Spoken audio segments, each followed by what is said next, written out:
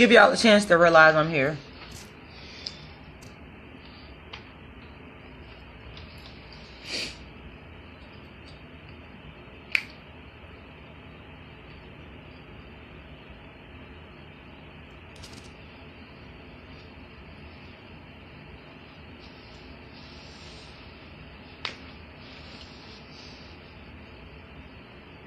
I'm just giving you guys the opportunity to realize that I'm here, and then I'll start talking. Not gonna be on here for too long.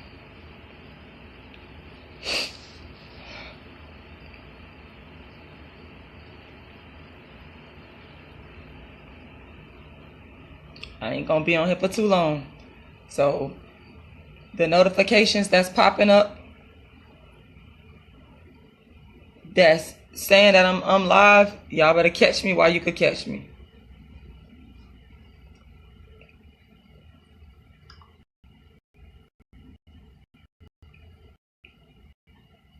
All right, so I've been getting a message. I ain't gonna say your name unless you want me to, but I'm just gonna go ahead and quickly address this.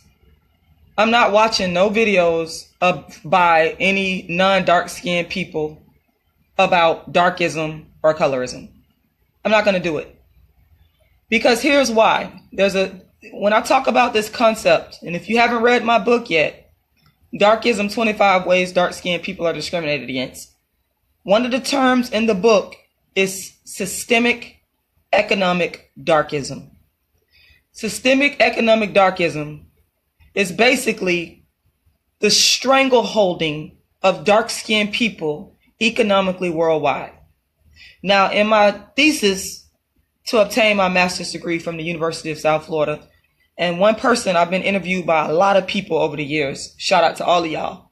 But I want to say shout out to Saladin. He was the first person that actually took the time to go and take a look at a thesis that I wrote on the dark-skinned people of Sierra Leone, and looking at structural adjustment policies and how those policies impacted the dark-skinned people, and how that whole thesis has contributed to my understanding and the development of darkism and the development of the idea of systemic economic darkism, where dark-skinned people have been literally just taken by the throat. Not literally, I don't want to say literally, but have been figuratively, should I say, taken by the throat by non-dark skinned people, and just have been taken advantage of all the time. Now, we talking about, the title of this video is dealing with light skinned people. Well, all of this stemmed from European slavery, European imperialism, European colonization. It's all about the economic resources. Dark-skinned people have been taken advantage of time and time again economically by non-dark-skinned people.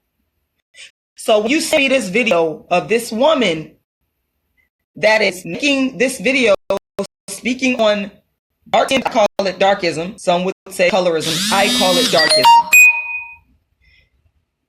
And then you yourself said that this person turned around and promoted her products. What you're doing is, again, using the dark skin struggle to benefit economically. Now, some non-dark skinned people do not realize that they're doing this. And some of them are doing it because they understand what they're doing. One light skinned person I could definitely say that I can respect for being honest is Claude Anderson. He know the game. He honest about it. Light-skinned man, honest about it. I could actually respect it because he's telling you basically this is what it is. But what I can't respect is these non-dark skinned people coming up on YouTube, coming up in other different arenas, because this has been going on for years. It's just now playing out. The latest place, should I say, that it's playing out is on social media. You're basically monetizing the struggle of what dark-skinned people have gone through. This has happened to me with the plagiarism of my work by people on YouTube and people in other spheres. It's economic. Make no mistake about it. Dark-skinned people are not even able, when we're looking at the aggregate, to benefit off of their own constructs, their own resources. This is a concrete example. And people say, why are you so upset? Why are you so mad? We don't understand. Well, it's because you don't understand. You're right. You don't get it. You don't understand because you have not taken the time to really look at the ways in which dark-skinned people have been disenfranchised politically and especially economics. Everything is about the money. If we go back to Africa, blood diamonds, Sierra Leone. That whole civil war was really over diamonds. You had the International Monetary Fund and the World Bank who instituted, ran by Europeans, who instituted socioeconomic policies that caused the dark-skinned Africans to go to war. And they were able to usurp all of the economic benefits. Economic stranglehold. Sierra Leone is just one example. We can look at inventors, for example, that were in slavery, that never got a chance to monetize and live good off of their inventions. I see the same thing people trying to do with the science of dark-skin activism. I see it clearly, but I'm going to fight you. I'm going to fight it. I'm going to keep writing, and it's going to get on. Believe me, it's going to get on to bigger platforms. So the haters out there, I'm not even worried about you. I just do what I do and tell the truth. That's why you upset. People are mad with truth. You got a problem with me? You ain't got a problem with me. You got a problem with the truth. Because I'm coming up on here speaking the truth. Non-dark-skinned people have no right to sit here and try and monopolize and try and monetize the struggle of dark-skinned people. That's low. Already oppressed. All around the world. This is not just an American black thing. It is systemic economic global darkism. That's what it is all over the world. You can go to any area of the African continent. While Africa has so much mineral wealth, so much natural resources that comes from the ground, that's wealth.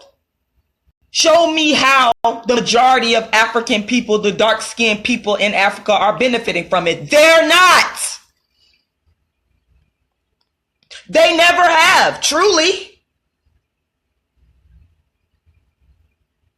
Looking at India, I believe the untouchables, the Indians with the caste system, and people will say, "Oh no, there's not a caste system." I would argue that there is.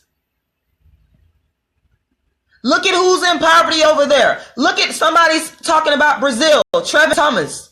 You say dark-skinned people in Latin America too, like Brazil, Cuba. I'm trying to scroll down so I can see what you just said, etc. It's an international oppression of dark-skinned people, a global one. Absolutely.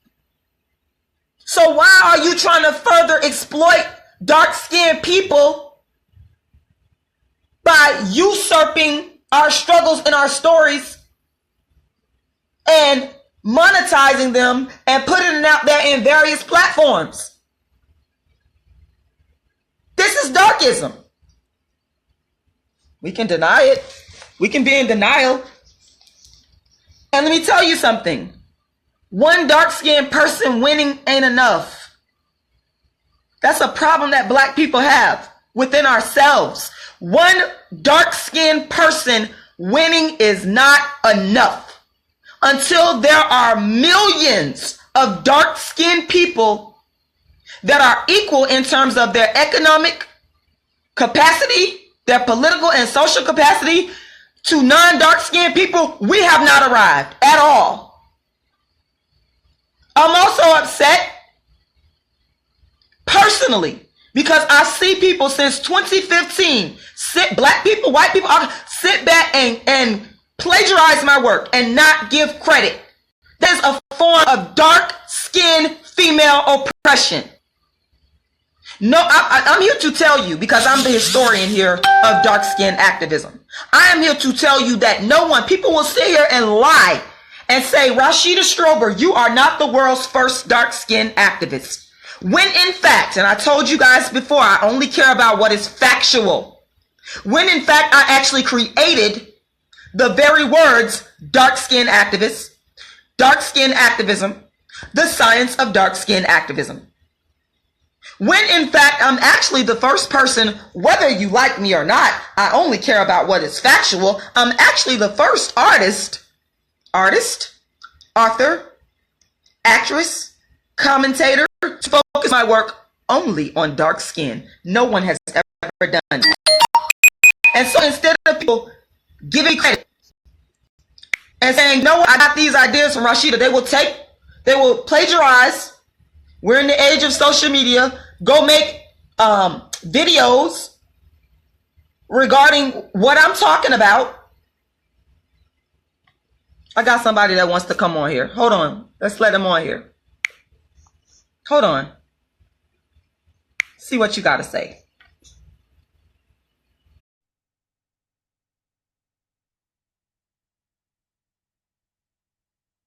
It says that you're being added.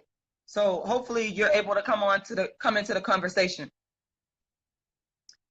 I'm going to continue though. Instead of people giving me my credit, knowing that I'm already on the bottom. See, this is the thing. I'm a dark-skinned woman, and I'm on the bottom. I deal with what is reality. Don't come telling me about, oh, you need to have high self-esteem. That's not the issue. We're dealing with objective reality. The objective reality, and there's a lot of dark-skinned women with high self-esteem. If having high self-esteem was the solvent, then we would not be in the position that we're currently in right now. Michelle, then talking about coming to me about having high self-esteem. You better come again. You better come a little bit more correct than that, because that is not the issue. The issue is equality and opportunity.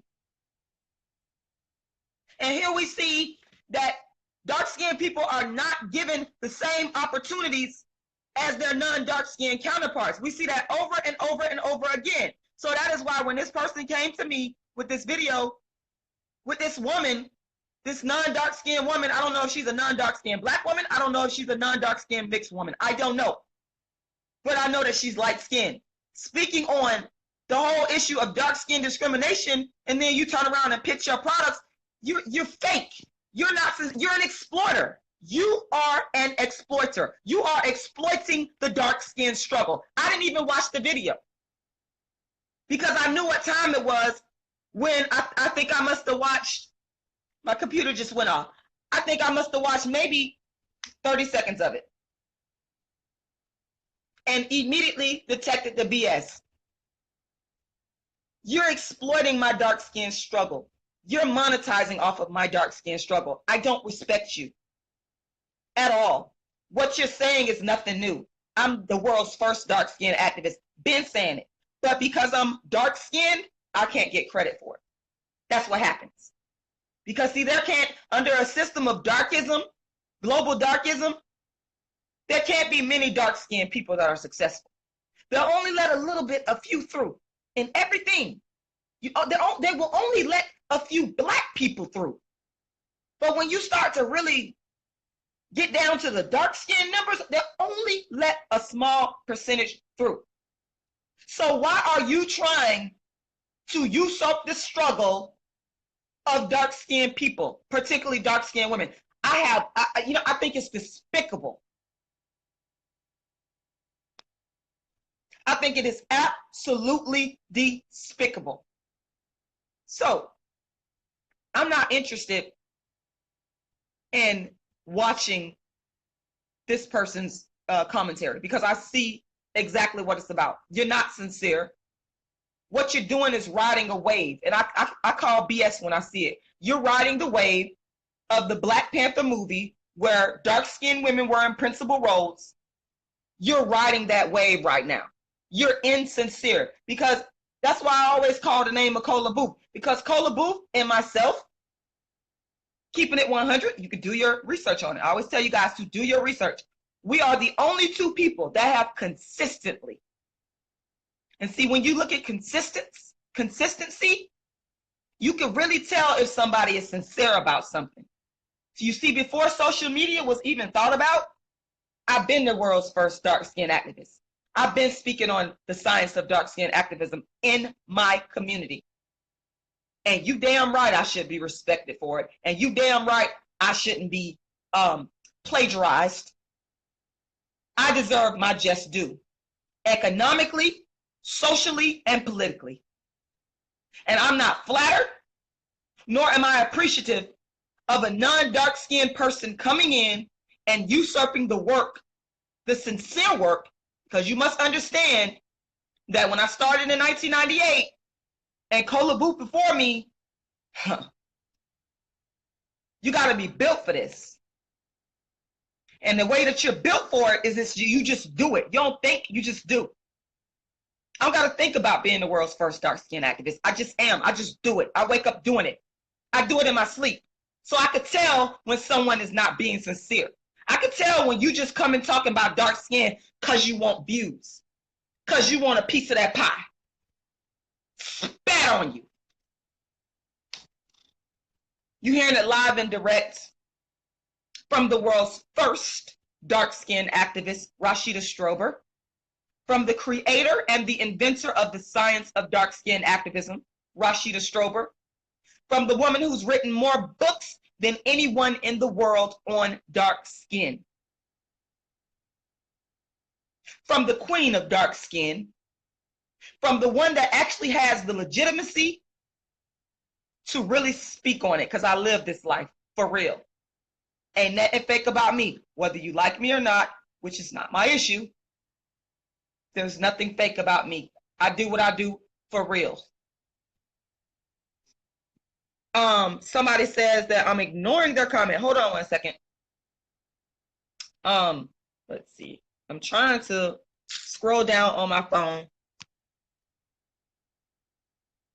And someone said that they requested to join. I actually did hit the join button there for one person. So I'm not sure why he was not able to come on.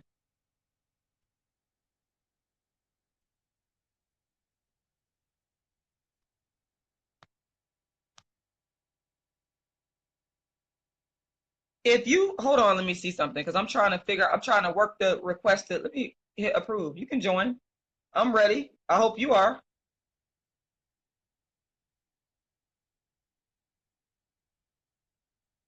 Okay, I just added 2 people to join. I don't know what's going on and why they're not here, but you have been added to join. You made that request and I added you. So I'm not sure why you're not showing up on the screen, but I actually just hit the add button and I'm looking at it. Okay, go. What you got to say? Am I dark skinned? You're here. Am I dark skinned? You're dark skinned and your point. Okay, I was just making sure, but I'm trying to. I want to speak, and I don't want you to interrupt what I'm saying, because I feel like you got that kind of power. I mean, coming off real powerful. You coming off real powerful, but for you to say that you do not want to be discriminated against because of your darkism, because you're dark, you don't want to be discriminated against. So to make your valid point, what you're gonna do is discriminate against people because they're lighter. That's what you're gonna do, and that makes it right. You say you're gonna focus on the oppression of the dark skin when the oppression of black people as a whole still exists. So black people as a whole, you handle that, then you handle the whole situation altogether. They can't discriminate against dark-skinned people if they're not discriminating against black people, period. So the oppression of the black man, not dark skin, not light skin, the oppression of the black man, black woman, the oppression of the black, that's the focus. That's what we're trying to focus on now. That's what we're trying to handle now. That's what we're trying to fix now. And what you're trying to do is force on the darkism, what you're talking about. Like our oppression as a whole doesn't exist. Like my baby didn't come out My baby ain't come out dark skinned. My baby ain't come out dark skinned, but she's gonna face plenty of oppression. So we're gonna ignore what she's gonna face because I'm dark skinned and she's not. We're gonna say that she. Okay, you said a lot of things here. She gets special privileges because she ain't dark skinned like daddy. She ain't dark skinned like mommy. So we gonna push out everything that she go through because of what we feel that we go through. Is that what you said? A lot of things here, but first of all, let me address you head on, because you're the man that said that Alicia Keys looks better than me. So let me address that head on. Alicia Keys, that's the problem with self-hating black men like you. You are a self-hater. I let you talk, but you on my live, and I'm addressing you head on. You are a self-hater. You are a self-hater. Because for a black man, and you came on here, the first thing you said, the first question you asked me, you said, am I dark-skinned? And this is a classic example of darkism on darkism. Dark-skinned darkism on dark-skinned darkism. Where you have a dark-skinned black man that's telling me that I don't look better than not even a non-dark-skinned black woman, because Alicia Keys is not black. Let's be clear. You're comparing me to a woman that's not even black. That's the level of self-hate that I'm talking about. Okay, check this out. Like you are the problem. The reason I added you. You're the problem. Listen, for the record, I'm telling you to your face, Alicia Keys couldn't look better than me on my worst day. Let's get that clear. I don't care what you or any other self-hating black man has to say about it. And this is what it's been. I'm glad you came on here, because it's always been a battle between the dark-skinned black man and the dark-skinned black woman, because the dark-skinned black man does not appreciate his own reflection. Let me rephrase that. It's mainly the American dark-skinned black man that's mentally, socially, politically up. You're a reflection of that. And I actually feel sorry for you. I actually feel sorry for you. Because you're not thinking clearly. You're operating under nothing but racism and white supremacy. Your head is messed up. Go ahead. I said what I had to say in that regard, but I got a lot more to say. The reason I added you because you are dark skinned. That's why I added you. I added you because you are dark skinned.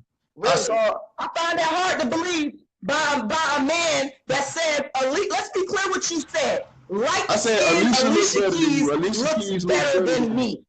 Now you trying to go back and say it ain't because I'm dark skinned. Because you're dark skinned. That's always the cop out. It is because I'm dark skinned. It is because I'm dark skinned. But go ahead. But like I said, I added you because you're dark skinned. I felt like you were powerful. I felt like the power that you presented yourself with, I felt like that was amazing. I was like, it's amazing that a woman could express her love for herself being dark skinned, and a lot of women don't do that. I felt like that was powerful, so I added you. I looked at all your cases and all the shit that you post, and I was like, okay, that's all right. She getting somewhere. She love herself, even though she's dark skinned, and a lot of women don't. A lot of women don't wear that as proudly as you do, which is why I added you.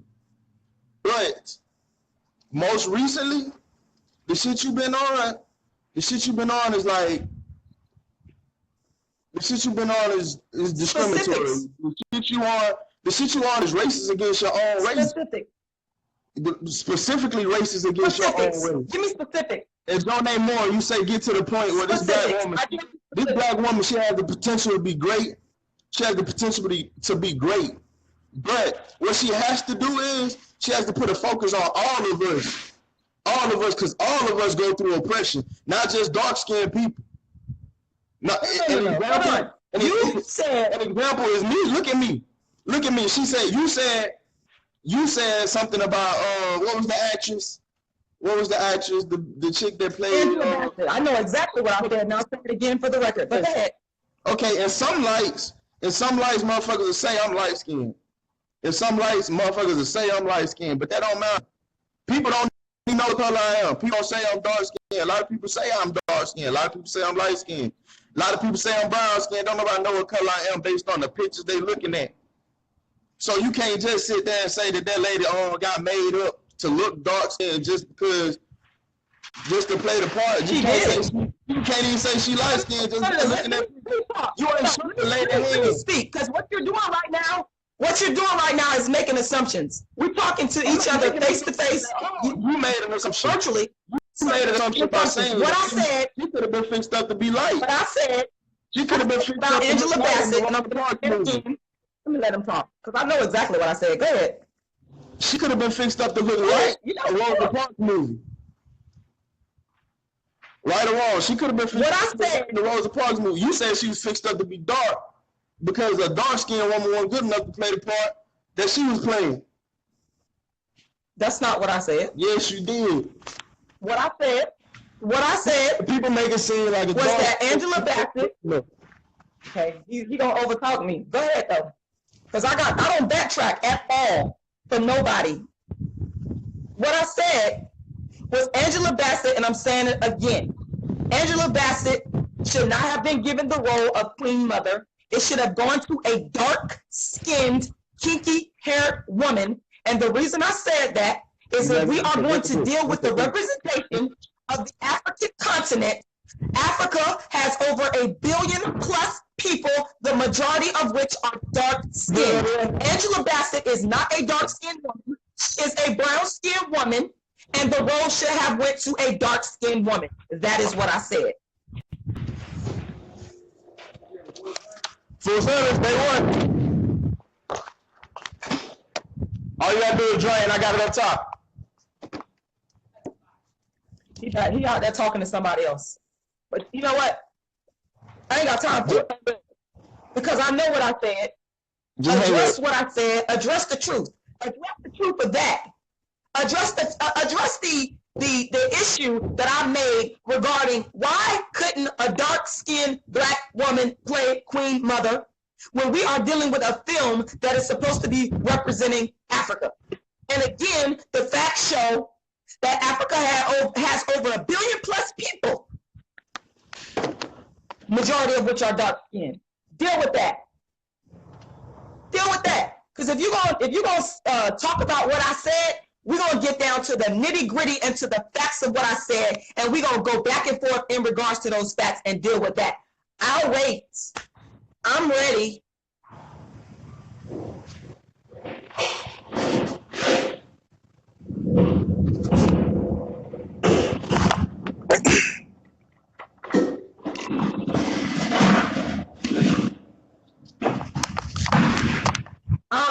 Folks, I don't know what is going at all. I do not know what is going on here. I said, hey, but I'm very happy that the person that said, I don't look better than Alicia Keys. I don't look better than light-skinned Alicia Keys. I'm very happy that I was able to confront this person. Because you know what? Darkism and black males that exhibit darkism towards dark-skinned women need to be confronted head on. And I've been confronting them for years. I've been the world's first dark-skinned activist for years. And when he's ready to jump back in here. Going back to the topic of this live, speaking on the fact that non-dark-skinned people, you shouldn't be. What you need to do is give up your power. He's talking about power. He made some mention in regards to lighter-skinned black people. They be mistreated. That's not even the issue. The non-dark-skinned people hold all the power right now. It's simple-minded chick. It's just simple-minded. I just have no patience for simple-minded people. Anyone is free to hit the add button. Anyone is free to hit the join button here. I'm not stopping you at all. Of the matter is, and when I say the fact, I actually literally mean the fact as backed up by historical evidence, is that light-skinned black people, also known as mulatto black people, who I don't consider black if they're big race, but they have held all the power in the black community. That is a fact. So why are you trying, now that a dark-skinned woman, for example, the world's first dark-skinned activist, has created the first dark-skinned movement to alleviate my dark-skinned oppression, why are you trying economically, socially, and politically usurp that movement? That is what is going on. That is darkism. That is contributing to oppression. Plain and simple. You know what? If you don't think that light-skinned black people have held the power in the black community, come up on this live and defend and prove that. Because some of you are coming up on here lying. If you want to come onto this live and add yourself to this live, defend that. And just like he just talked, I didn't say nothing while he was talking. Come up on here and defend that. Because that is not the truth. That is not the truth. The facts of history after slavery. Hold on one second. Somebody wants to come up on here. Hold on one second. Let me approve her. Because we got to get this straight right here. Hold on one second. Hope I hit the approve button. Because we got to get this straight. We cannot come up on here telling lies. Just because you don't want to deal with darkism. I'm trying to approve her. Your name is Rebecca Brown. I'm working to approve you right now. And for some reason, the approval button is not highlighted in blue. Let's highlight that again. Hold on one second.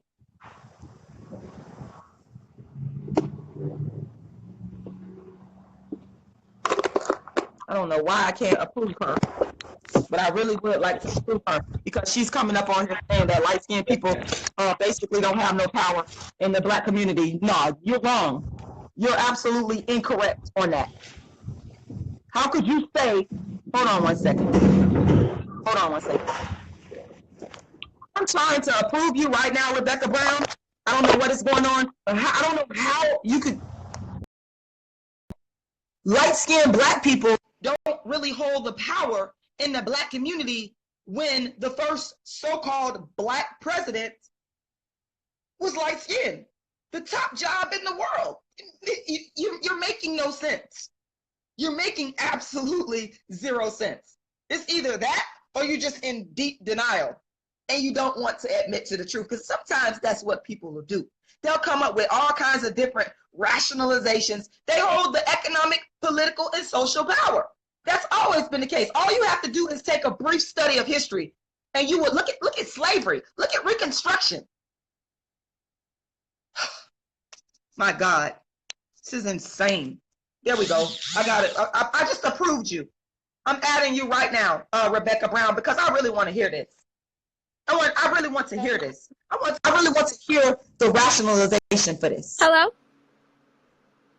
Yeah, I'm ready. Oh, hey. I really want to hear your rationalization for saying that light-skinned people don't really hold the power. Go ahead and say what you said in your comment, because I really want to hear your rationalization. I'm going to scroll up and reread it. Okay, so I said light-skinned black people don't have all the power white people do. And I don't think, I don't mean that in offense to you or you being dark-skinned, but I'm just saying white people own the power in this world. We don't as a black community. So how are you going to say that it's the light-skinned people who have it and they don't? Well, the fact that light-skinned people hold all the power, that's the problem, and that's at the root cause of the problem. That's not my issue. All right, well, okay. That's not the issue that's at hand right now. Name something let me let you talk, because I want to hear what you're saying. Name something that a light-skinned person holds. Who's black? a light-skinned black person, name something that they have that they control power over. I can name a lot of things that white people, they have power over, but I don't understand how light-skinned people have White power people over are dark not skin. the issue in regards to me speaking right now. That the title of this is dealing with light-skinned people. Barack Obama is probably the biggest example of the fact that light-skinned people hold all the power cards in the black community. Yes, he okay, is the first so-called black president. And I don't want to overtalk you because I don't want people to say, "Oh, you're overtalking the no, I don't know if you're light skin or dark skin." You're But like the thing is, really go ahead. angry, but I'm not like, okay. So again, with the Barack Obama thing, Barack Obama is black, okay, and he was the first black Barack president. Obama is not black. How's he not black? What is he? Barack Obama is not black. What is he? Barack Obama is a mixed race man. And I'm sorry that you was educated in the K through 12 system and you believe the lies of the one drop rule. Okay, so how can you call him light skin? Barack Obama is not a black man. You're referring to a black person being lighter. So how are they going to be louder if they're not mixed with something? So I assume Barack Obama is not a black man. Okay, so But light-skinned person in the White House, the president, as the president. So I'm using him as an example. I'm using him as an example to show you and everybody listening that light-skinned people hold the power deck in the black community. Okay, and I'm telling you, you ask a question. Let me ask you this question. If light-skinned people don't hold all the cards in terms of power, socioeconomic power, then why didn't we have a dark-skinned first so-called black president of the United States? Because one, white people are uncomfortable by darker skinned black people, and two, you're proving my point. So why wouldn't white people then hold all the power? You're absolutely proving my point. You're disproving what you're saying. No, I'm not. I hope you know that, but go ahead. Okay, Barack Obama did not run the United States just because he was the president. Okay, he had a lot of other people behind him pulling strings. If he could, I'm pretty sure. That's not the issue. Barack Obama was in the most powerful position in the United States, previously held by only white men. But had no power. It doesn't matter. Yes, the bottom line is he was in the most powerful position in the world, and you know that. So you can continue to use whatever rationalizations that you want, but I'm telling you, you're incorrect. The people who have power in the United States that we live in are white, not light-skinned. People who you should have problems are not light-skinned people. They should be white people. That's all I'm saying. We should come together. How do you know that I don't have a problem with what white people have done? Why would you make that assumption? Oh, I haven't been watching your live for that long. I was just scrolling and I saw you. I don't know very much about you. So you can enlighten me on what you're talking about. I've always said that white supremacy, and I even said it at the very start of this live. White supremacy, European imperialism, colonialization, and a thirst to rule and take over the world are at the root cause of global systemic darkism. I said that at the outset.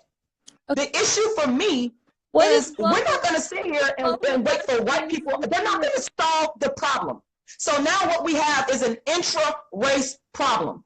The problem has to be solved between black people, but we're not going to solve the problem if black people continue to lie about the existence of darkism within the black community.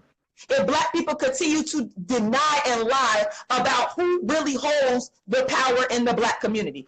Barack Obama, once again, is the biggest example, stating that he's a black man when he clearly is mixed race with a white mother and a black father.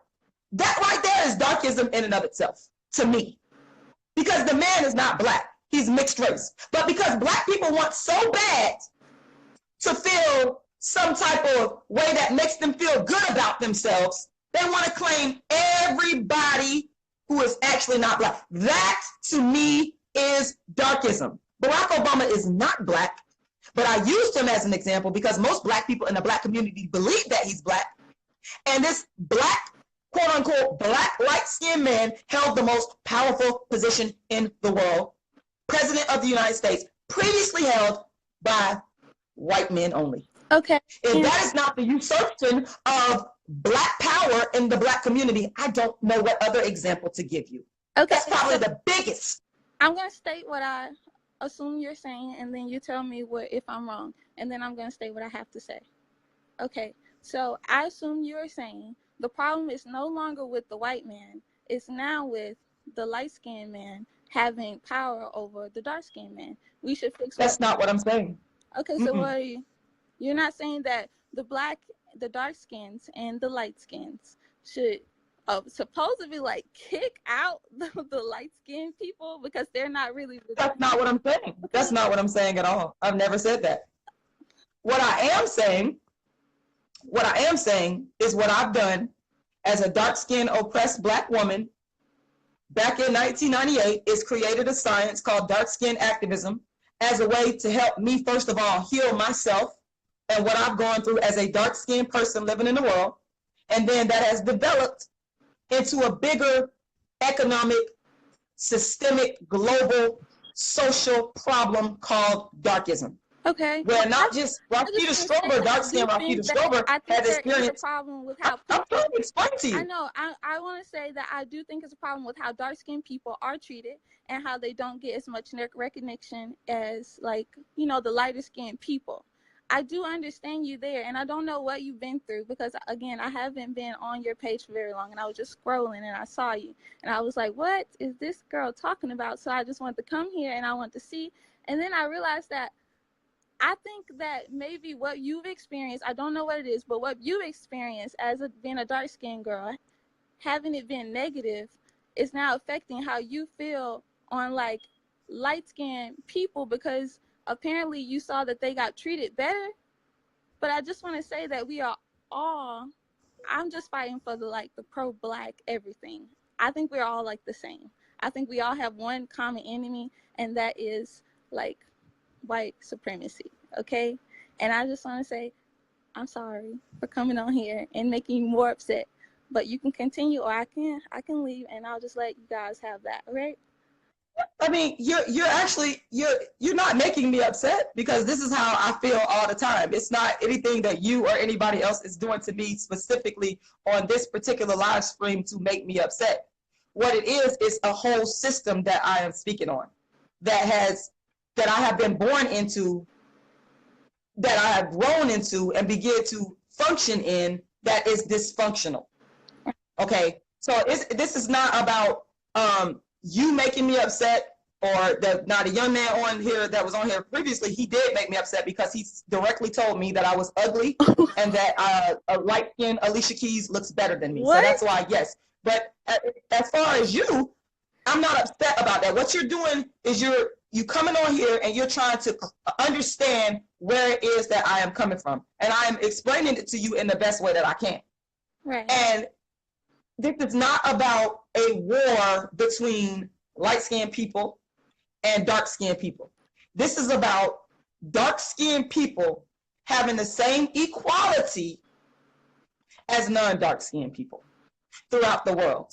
Right. And whether those non-dark-skinned people be white, whether they be mixed race, whether those non-dark-skinned people be light-skinned Black people, it doesn't matter to me. My whole aim is human equality. And what I can tell you is at this very present moment, dark-skinned people do not have human equality. We don't. Right. Okay, so if we did, I wouldn't have anything to say. I have to ask you this then. Okay, so do you think that, you know, Black people don't come in all in one shade. So do you think that Black people as a whole, those who have all been having, like, you know, all Black blood, they're not mixed with anything, do you think those people get mistreated by other people who are not of, like, Black descent? Let me, and correct me if I'm wrong. Are you asking me about if I think that a light-skinned Black person that has two Black parents gets mistreated by other people? Yes. Absolutely. But that's, again, see what I don't like to do, and this is what people have been doing to me for years. They keep wanting to change the issue. And this is why people have a problem with me. I know it. They keep wanting to change the issue to non-dark-skinned people and their issues and problems. To me, I believe that is a deflection, because we need to stay laser sharp focused on the issue of darkism, on the issue of dark skin discrimination, because never once have I advocated, and I'm not saying that you're assuming it, but some of these people are maybe assuming, even though I've never said it verbally out of my mouth, that I am for the mistreatment of non-dark-skinned Black people, for example.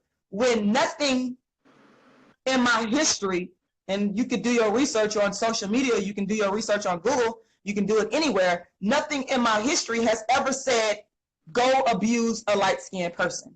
Nothing in my history has ever said, don't give a light-skinned person a job. Or don't I've never said that. I'm saying, what I'm trying to get at is that we have an issue, and I think our issue is bigger than yours right now. And I don't want to say it just like that so bluntly, but I feel like when I got on here, I heard when you say our issue, hold on, let me understand what you're saying.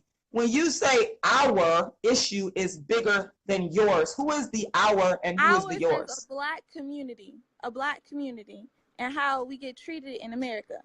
I think that issue is because when I came on here, you were talking about Black Panther and how the mother should have been dark skinned, right? I think the fact that Black Panther was mostly Black cast was a really big moment in history, and I feel like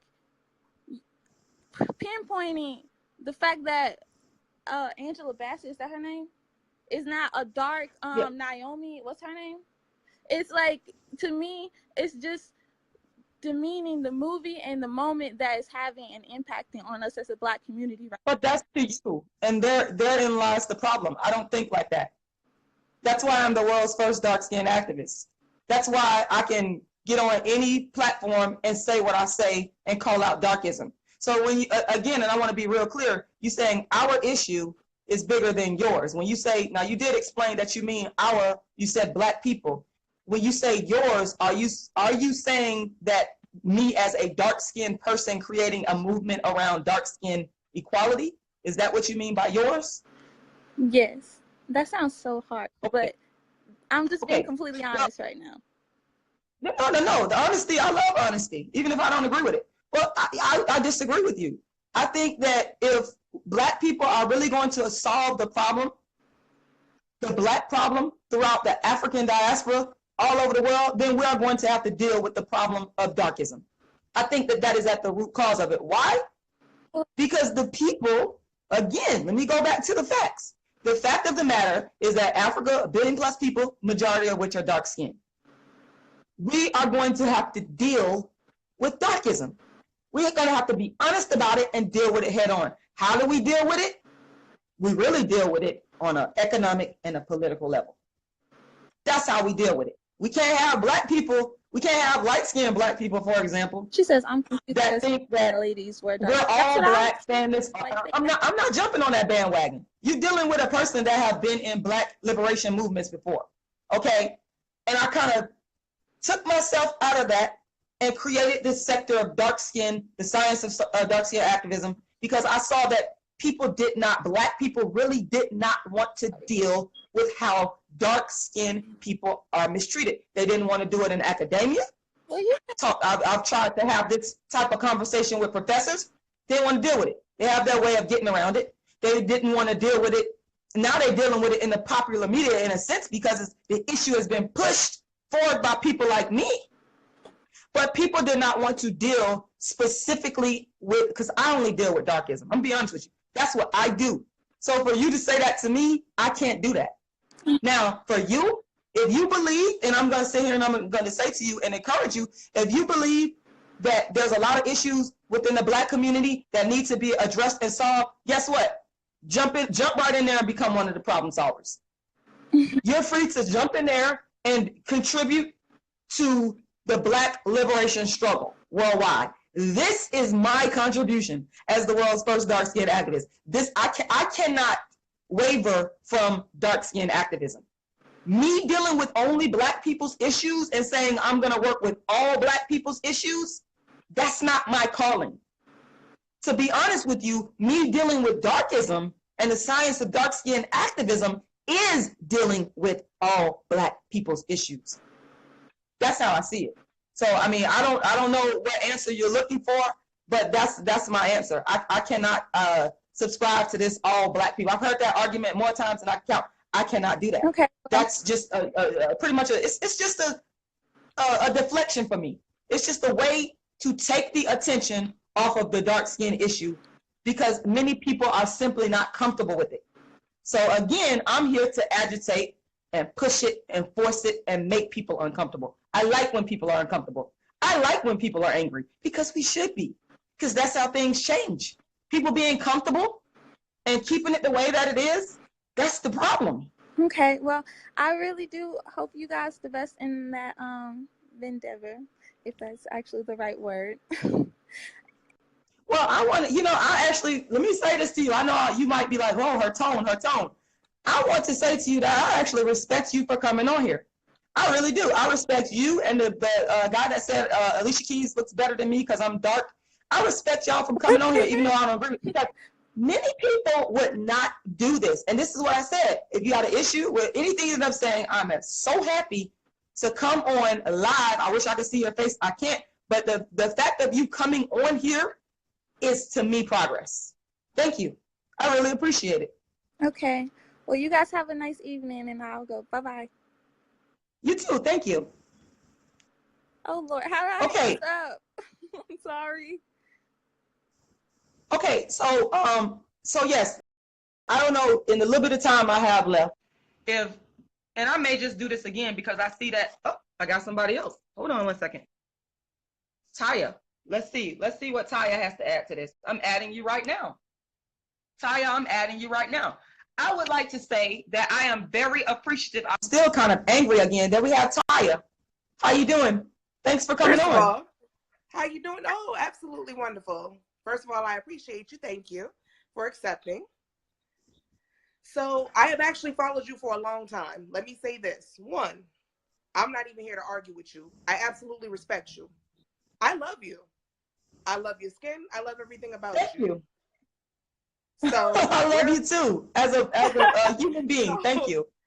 Where I take issue is just simply, sweetie, I feel like this because you see, I am what is considered light skin. So where I take issue is just simply, baby, I think we all in the same fight. That's where I take issue. I feel like we're all in the same fight. Now I got it. Because you are dark skinned, do I know that you catch more hell than most? Yes, I do. I've seen it. I've seen it where Tar Baby, Blackie, this, that, and the third. Right. But my question to you is, do you think that me as a high yellow woman, do you think that I don't catch it just as bad as you do? No, I don't think you catch it as bad as me. No, okay. I don't. I think that the dark-skinned Black woman, and this is all based upon what is factual. The dark-skinned woman, you can look at the dark-skinned woman all over the world, whether it be the American dark-skinned Black woman, the African dark-skinned Black woman, Indian, and even in Asia. They all, and when I say catch hell, what I'm really dealing with, now this is what I really want people to understand. Economically, socioeconomically, what that boils down to is education. What it really boils down to is money. It's all about the money. Because when you are a non-dark, let's start at the top of the pyramid with the white woman. They get everything. They get the best of the men. They get the best of the job, the education, they got the money. They get the good life. They get the great life. You go all the way down to the bottom, we got it the worst. We get the hood life. We get used and abused. We get longer prison sentences. Our girls get more harshly punished in school. I could go on and on. Now, when you get in the middle, you kind of get a balancing act based upon your lightness and darkness. What I am saying is for people to recognize that the dark-skinned Black woman is really on the bottom. This is real life. I walked into the store yesterday, for example. Let me just give you an example of a dark-skinned woman being at the bottom. White man comes in line. Hi, how you doing? I come in high and speak to the person. I get silence. It's because I'm dark. People will say, oh, they're going to make every rationalization in the book. But why has this happened to me in my life as a dark-skinned woman more times than I can count? 6 months ago, I'm glad I got a light-skinned woman on here. 6 months ago, about 6 months ago, I walked into a Chinese restaurant. Was the person that was next up to go in line. Stood there quietly, no ghetto behavior. I know people see me talking loud and rah on internet. But in my real day life, pure dark skin class. But pure dark skin class does not really get you much in the real world, because as soon as that light skinned woman walked in there, that Chinese man took that woman with a smile on his face before me. Now I could have acted a fool. Of course, I would have, me being dark skinned, I'm going to jail real fast. So I just decided to exercise my economic power and walk out. The point that I'm making is that these are examples to prove and show, and there's many more, that dark-skinned women are on the bottom. I wish Mr. Jacquet, I think that's his name, he hopped off of here. He told me that light-skinned Alicia Keys looks better than me, that I'm ugly. Okay, this is something that happens all the time. This is not anything new. What I'm doing is giving you examples of dark-skinned female oppression. Look, there was a study, a Villanova study, that proved that the darker-skinned women who committed crimes, when it came time for sentencing, they got more time. I believe it was 12%. It doesn't matter if it was 1%. Bottom line is they got more time than their non-dark-skinned counterparts. Tell me, explain that. Explain how is that not darker-skinned women being at the bottom. I have a Shanika Blanchard on here. She's saying the same thing as you, dark skin or light skin. We all get hated on. We all get hated on. That's not the issue. It's at the bottom. What I want to say we're at the bottom. Is just, and don't get it twisted. Don't get it twisted. Everything that you're saying, I believe it to be all factual, my love. Where I say that we in the same battle, I'll give you an example. I have 2 children. My son is about my complexion. My daughter, she's, I'm gonna say, about a shade or 2 lighter than you. So for all instances, we'll say she dark skinned. But even with my light skinned son, I go to the store. I went to a military base because I'm prior military. And my son was crying just like babies do. He was like, shit, we'll say like 5 months, doing what babies do. I had a white man look me dead in my face and say, this is what I'm talking about. They go and they get their baby mamas from the projects and they bring them here and the government and blah, blah, blah. Now, mind you, I'm prior military. I am United States Army vet all day. So I will admit, for all purposes, I had a nigga moment. That's what I'm going to call it, because I spit in the man's face, blanked out, because you disrespected me and my child. So when I say that we're all in the same fight, what I'm saying to you is, baby girl, I got it. I got it. Whoever told you that you was ugly because you're not Alicia Keys, they could suck my dick if I had one, because that's rude, that's disrespectful. I think you're beautiful. I used to get teased. I used to sit out and try to suntan to get your complexion, and all I got was a sunburn. But but I say that to you to say, I understand where you're coming from. Where we say we're in the same fight is because my mom is black, my dad is black. My son, his father is black. My daughter, her father is black. We just so happen to be high yellow. I think your black is beautiful. I don't think that you're ugly. I don't think any of these things. Do I think that your struggle, do I think that the media has portrayed dark-skinned women in a light that is unappealing? Absolutely. And on the one hand, I can apologize, but on the other hand, I can't, because it's like we both catching it, but from different levels. I know that you catch it worse. And I understand where you're coming from. And I feel you. And I sympathize with you, and I sympathize for you, because you don't deserve it. And I understand what you're doing, and I love it because you're doing it for the culture, you're doing it for the people. But I just simply don't want it to be where you feel like we on 2 different sides. That's the only reason why I even came on here, because I done watched you for about 2 years. And my whole thing is, I'm like, I appreciate everything this woman's saying, but I don't want nobody to think that we on 2 different sides. Baby, we literally fighting the same battle. We on the same team. And like I said, I got it. That you probably do get treated worse than I do because you are dark skinned. I really do. Right. Right. Case in point, my father is from deep down South Georgia. My father probably a shade darker than me. When I tell you, my father has probably caught more hell than you could ever think to see. My father done been called all kinds of niggas. He done watched his daddy get banned from counties. He done watched his brothers get beat. My brother got, or not my brother. Yeah, my brother. My brother, simply for entertaining a white girl, damn near caught a sex offender charge when he was not even a teenager. So we fight in the same battle, my love. And I don't want you to feel like, okay, it's us against you. Because that's not it. We on the same team. Jay-Z said it best. Dark nigga, light nigga, rich nigga, poor nigga, still nigga. We all on the same team. But I can't apologize on behalf of any light-skinned motherfucker that ever made you feel like you beneath, that you're the bottom, that you're not. I will apologize. I'll take that hit because I'm here and I'm talking to you. And that's where I want to bridge the gap. And I do so appreciate that you did actually accept my request. I do appreciate that. Oh, of course. And I want to. Oh, I always accept people's requests. I never turn people down. The issue for me has never been, people have me misconstrued. They think that darkism is means that you're against light-skinned people. That's the assumption that is made. So that's never been what dark-skinned activism is about. Dark-skinned activism has always been about the equality of dark-skinned people with that of non-dark-skinned people. Okay. Whether they be light-skinned black people, like I said before, white people, any type of non-dark-skinned person. It's always been about equality. But see, I think what people do sometimes, like I was telling the other young lady that was on here, instead of them dealing with, okay, let's really look in depth at the issue of darkism. For example, looking at some of the research.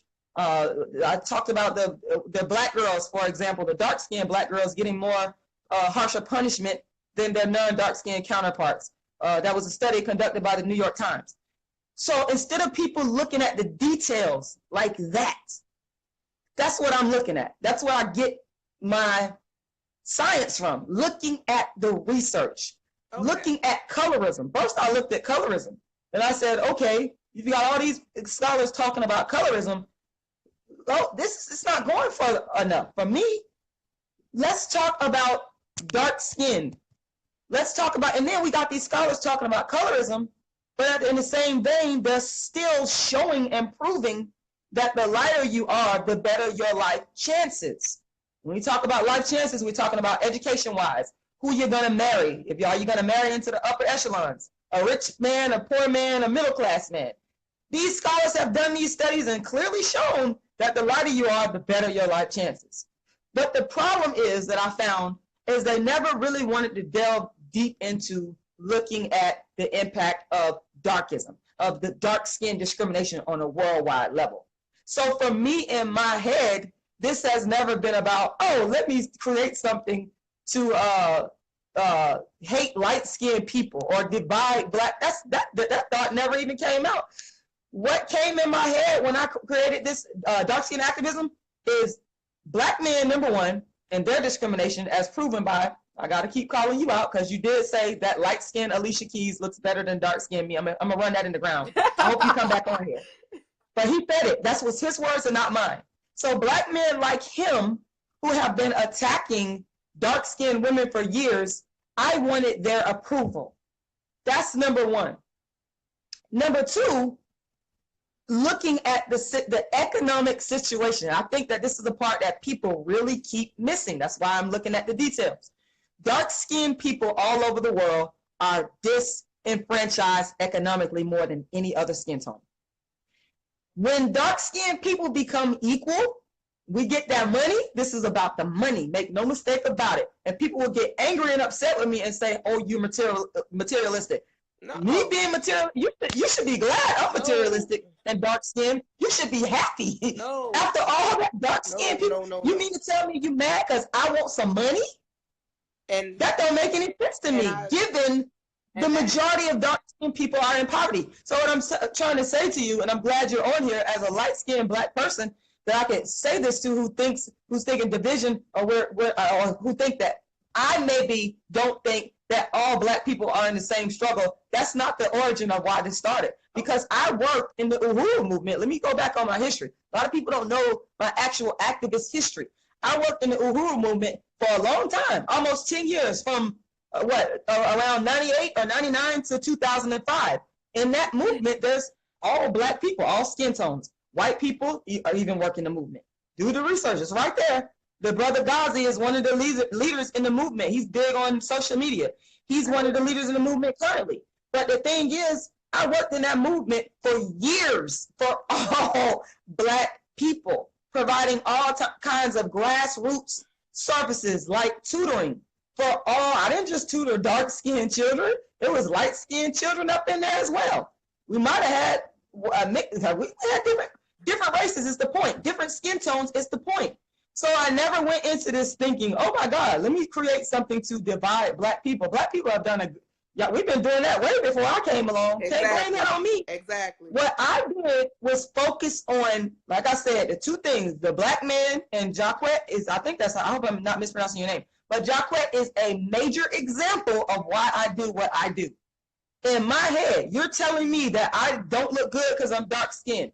I said, let me figure out a way to counter that. I saw Alec Weck back in 97, 98 on the cover of a magazine. Same thing. She dark skinned, didn't have any hair on her head. She looked like a man. She ugly. She this. The same thing I experienced. And so to me, that triggered, let me do something about this. So it was never about, let me divide black people based on skin tone, or let me say that, how can I say that maybe light-skinned black women don't have issues. That was never in my mind. Never even gave it a thought. It was always about the validation, which I have been criticized for, of the black man. But that's okay, because black men are supposed to validate black women. But the major point that I want to make is that dark-skin activism came really out of two things: to get the attention of black men and to have them to recognize the beauty of dark-skinned black women, and then as it developed, looking at the economic position of dark-skinned people worldwide. So by my logic, if we elevate, well, let's look at the reverse. If the lightest people, the white people, are the wealthiest, and we have to agree that they got all the money and the resources, and we got that trickle-down effect where the resources start to trickle down the skin tones, starting from white all the way to the darkest.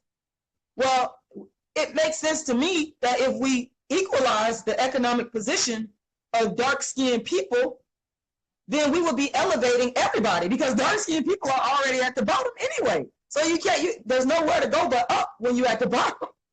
So that's why I start. It has nothing to do with, let me divide a light-skinned person from a dark-skinned person. I think people just kind of glance over the stuff I say about light-skinned people. And this is not something that I'm saying to impress people. I'm saying it because it's simply a fact. My best friend is light-skinned. Shamina, she might be watching this. I don't know. Super light-skinned. She probably a little bit lighter than you. She gave me a place to stay when I was homeless. Her and her light-skinned mother, who's probably lighter than you. She's dead. May she rest in peace. Vita. Gave me a place to stay. These two light-skinned people have traveled with me on my dark-skinned tours. So if I'm dividing, I say to these people, if I'm dividing, why would you have two light-skinned people that's actually doing like the administrative things, take the ticketing, taking people's names, all kinds of stuff that make this stuff go, if they feel that I am divided? That's quite ironic to me. It doesn't make any sense. But I think because people just don't want to deal with the issues, and I'm an issues person, the details person.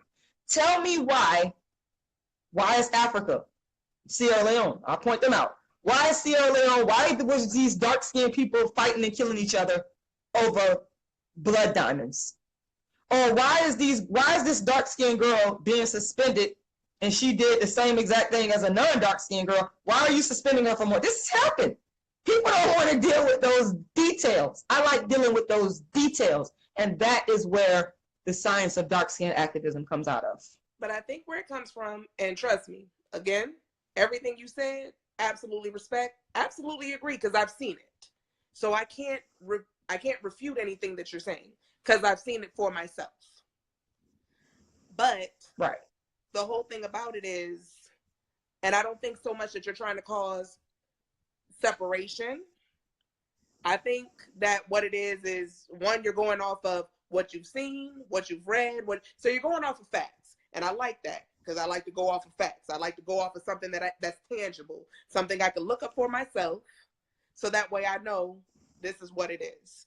But I don't so much think that it's us as a people of color. I'll say it like that, as a people of color. I don't even think that you're trying to cause separation.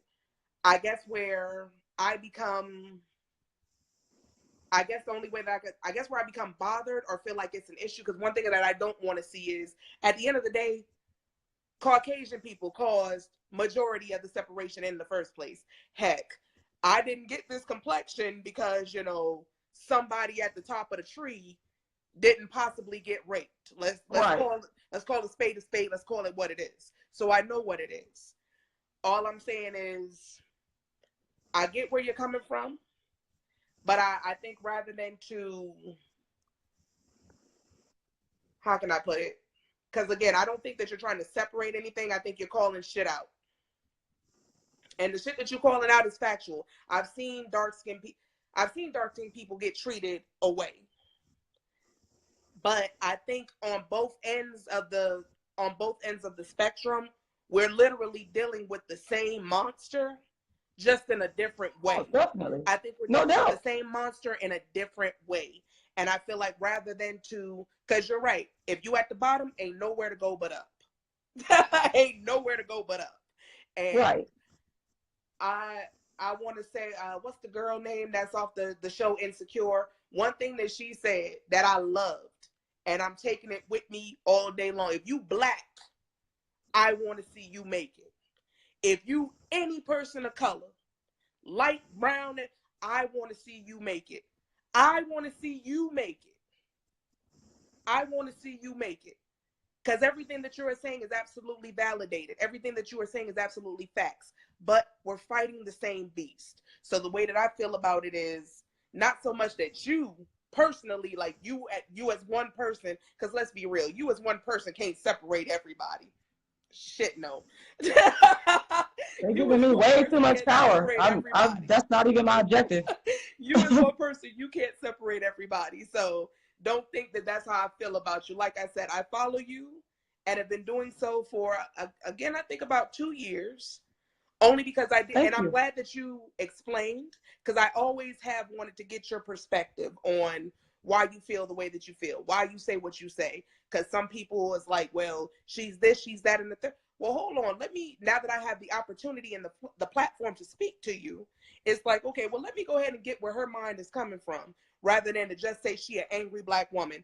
No, let me see where she trying to come from. Because where she coming from, I'm not even mad at you. You're absolutely correct. But what I want to do myself, and again, I am but one person, but we got like a lot of the people that's on here now. Somehow my friends that came on here and started watching, but I'm glad, because we need this dialogue. Absolutely. We need this dialogue.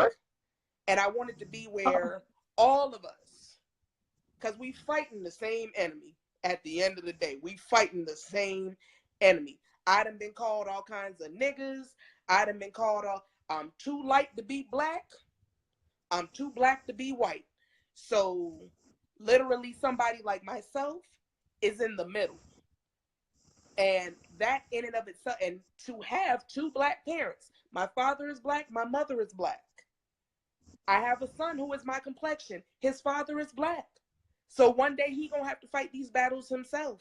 He has siblings that are darker than him, that's going to have their own battles outside of whatever he's fighting. We all fighting the same battle. So I'll leave you with this, because I got to tend to my baby. But I'll leave you with the fact that, one, as a lighter skinned woman, what you're talking about, I appreciate it. I respect it. And to whoever that was that told you that you was ugly because you're not Alicia Keys, if you still watching, you can kiss my ass, because you's a I hope he comes back on here. And he can come back on here, and I hope he called me ugly. Please, you a damn lie. Come back on here. He had me so mad. But it's like this: you a black woman, you beautiful. I even took my kids. My son's first movie. My son is 9 months old. My son's first theater movie to see was Black Panther. I wanted him to see that because I wanted him to see you come from greatness. I wanted my daughter to see you come from greatness, regardless of it all. You come from greatness. You dark skinned, Right. So what? You beautiful. You dropping knowledge. You dropping all kinds of intellect. And I just don't want it to get clouded by the fact that it looks like, I'm not saying what it is, but it gets clouded by saying dark skin, light skin, dark skin, light skin. But you're right. Do you probably have a harder struggle than me? I can believe it. I can believe it. But I can guarantee you some of the same things that done happened to you has happened to me. Have I been teased? Because I'm in a state where it is predominantly dark-skinned people. I've been here since I was 6 years old. Folks don't even believe that I'm from here. Folks think that I'm something other than what I am. I am black. I am black. I'm going to be black. My weaves is black. I don't even like that straight hair shit because, no, I need some texture to it. But I just wanted to have this dialogue with you so you can see that not all of us feel like you are beneath anything, but I understand your struggle. I appreciate where you're coming from, and hopefully we can all come together because, again, ain't nowhere to go but up. And with that being said, it was very nice talking to you. I still follow you. I appreciate you. As well. I appreciate your Thank knowledge. You. And baby girl, you have the blessed of a day. And probably one of my homeboys is going to call you. But you have a blessed of a day.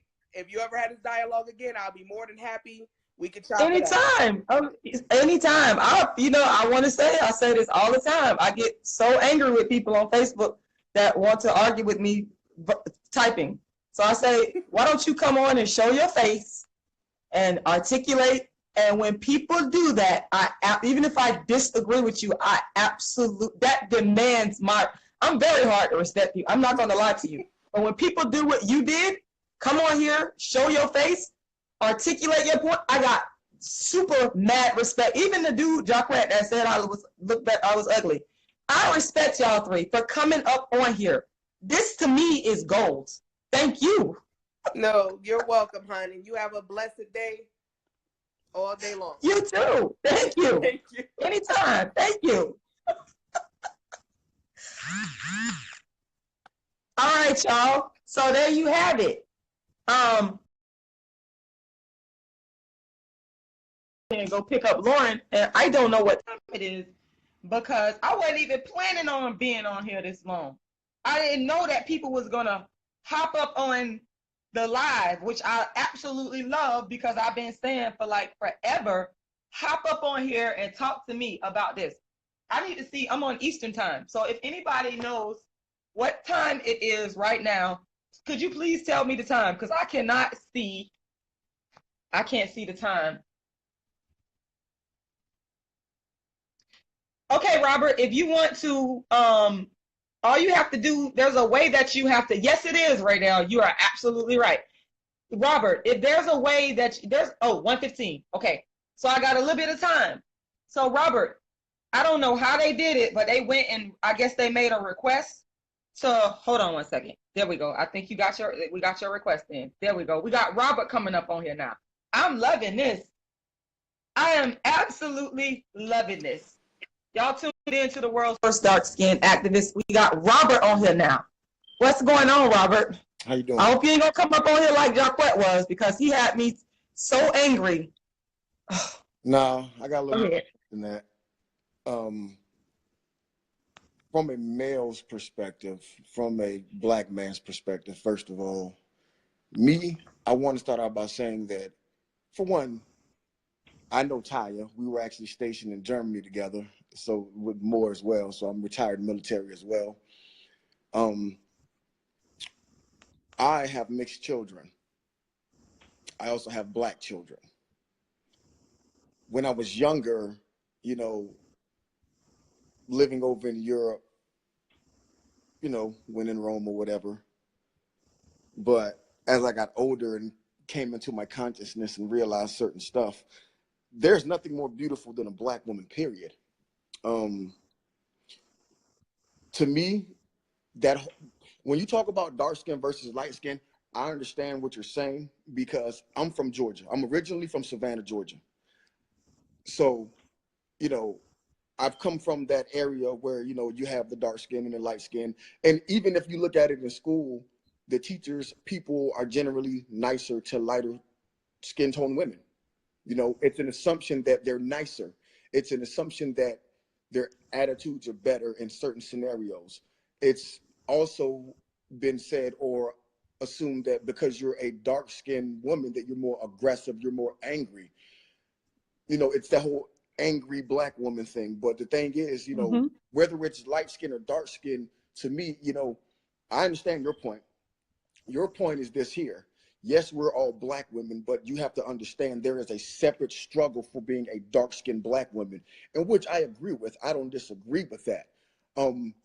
I would say that in a certain scenario, like Taya said, you know, let's look at women's rights and then let's look at black women's rights, because there's a difference, you know, because regardless of whatever work environment you're in, whatever scholastic environment you're in, wherever you are, it's always going to be that division, simply because of the fact of the matter that, yeah, people may see it as dark skin, light skin, or whatever, but inevitably you're still black, and that's what the overall thing's going to be to a lot of people. They're not going to see you as a dark skinned woman. They're going to see you as a black woman, period, and just hate you for that in itself. So I understand what you're saying. And as far as from men go, there's no way that, in my honest opinion, there's no way that a man, a black man, cannot love black women because his mother's black. He came from a black woman. You've come from something. So how can you hate where you've come from? So to me, you know, it's almost at a point also where you look at it and it's now where, let me go off track for a minute. If you go back and look in the past couple of years, there's always been this, there's always been a dark skin, light skin thing. It's always been there. It's really gotten bad in the past couple of years. And to me, you know, that was a way to further drive division amongst a certain demographic of people, from the memes to the groups, even in television. When you look at those things and the media portrays a big part in it, you never see dark-skinned models, you never see dark-skinned stars, you know, you never see certain things when it comes to that. Even, no, you shut up about it. He's talking to me, but keep going, keep talking. I'm listening. Even as far as with men go, let me explain, because with men, I've heard it with my own two ears. A lot of women will say, I don't want to date a black man because I want a pretty baby. I don't want to date a dark-skinned dude because I want my baby to be light-skinned or to have curly hair or to have brown eyes. Well, my grandmother is black, but she has gray eyes. So you don't have, like, women will sit here and tell you this. They don't want to date you because they don't want their baby to have a certain complexion or to have a certain texture of hair or to have a certain eye color. So as men, we catch it too. And just, you know, it's the whole thing also as far as being light-skinned, having good hair, because there's no such thing as good and bad hair. It's how you manage it and it's what you do with it. I don't think there's not a black person on the planet that has bad hair, first of all. Right. We need to stop conforming our own standards to a European standard, because there's no such thing as bad hair when it comes to black people. We have our hair. Right. Our standard is not defined on a European scale. So our hair is just for us. So there's no such thing as bad hair. But a lot of women will sit here and say that I don't want to date you because you're too dark skinned, or you're not light enough, or you don't have brown eyes, or you don't have hazel eyes, or your hair's not curly enough. So as men, we experience colorism, and, you know, we experience the same way. Definitely. And, you know, definitely. Get what you're saying, like, totally. But for me, I've also realized that it's easier, or it would be more beneficial for me to fight for rights of black people as a whole versus separating and just doing a portion or a piece of it, because as a whole, it's more beneficial to win. Now, once again, like I said, I completely understand where you're coming from because, like you said, when you look at it, you look at movies, even as a child, and even when I look at it myself and think about it, even back in the day, I think about it. Everybody wanted to see Halle Berry in the movies. Everybody wanted to see the lighter women, the lighter singers. But, to me now, the Viola Davises, the Lupita Nyong'os, the darker women it's becoming almost popular in a sense. I don't want to say it's becoming, well, not so much as popular, but it's like now that Black women, I'm sorry, my phone rang. It's almost at a point where like now, like I said earlier, you have the Black Panther movie, which is showing actual tribes, which is showing Black women in their natural state. It's showing strong, Black, proud, fighting women that are not the crackheads, the single mothers, the prostitutes, the strippers, the abused women, the weaklings, the feeble women. No, it's showing the women that are protecting a king, that are being the force of a movie. And to me, what that kind of movie does is it shows little girls that, hey, I can be dark skinned and I can be brave and I can be powerful. I don't have to straighten my hair. I don't have to always wear wigs. I don't have to do certain stuff. So, I mean, like, it's recognized that there is a great struggle amongst Black women because Black women are beat up the most anyway. Black men have it extremely hard as well, but Black women, they catch the brunt of it. You know what I'm saying? And it's the problem is a lot of the times that I've seen, and it's a blame game amongst African Americans. It's a blame game because there's always the argument of, well, nobody had it harder than the Black woman. Nobody had it harder than the Black woman. Yeah, we both had it hard. Now I understand you're kind of cutting out a little bit. I said, okay, I also understand and realize that when you go back and you look at it, to me, and I want to go back to something that Elijah said, and he was talking about when slavery started and all. No, I'm talking about Jim Crow. Colorism, that didn't start during Jim Crow. That started during slavery. Because if you were a lighter woman, you were in the house. You were kept closer to the master. You were kept closer to the inside because of your lighter complexion. You were the one used to, actually, you were used as an example to other slaves as well, being lighter, because that in itself caused a separation. If you were lighter, you were in the house. If you were darker, you were in the field. If you were darker, you slept in the barn with the animals. If you were lighter, you slept at the foot of your master's bed. So, that didn't start during the Jim Crow era. That started from the beginning. So we understand the whole, it's understood, but the problem is too many people don't want to come to terms and understand and realize that if we as a people choose not to uplift and support and just pull each other to the certain point of growth, that as a whole, we're not going to get anywhere. Because if we're sitting here and it's like, you want to fight for the rights and activism, you want to support darker women, which dark-skinned women need positive representation. Dark-skinned men, they don't have to worry about that. The jokes have been going on since the 80s and 90s about dark-skinned men and light-skinned men. But now in the past 10 years, it's become that whole premise of dark-skinned women and light-skinned women. So to me, it's like, if we can just grasp that whole concept as just being Black and proud and supportive of each other and turn that corner, then there could be some progress made. I understand. The thing is this, and your argument is similar to the young lady that was on before you.